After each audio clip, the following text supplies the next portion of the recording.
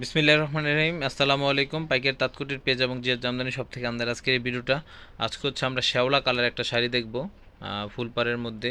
খুবই সুন্দর একটা শাড়ি। এই যে ব্লাউজ পিসটা হবে, এটা ব্লাউজ পিসের হাতাতে কাজ করা থাকবে, এক গজ এক গিরা ব্লাউজ পিসটা থাকবে।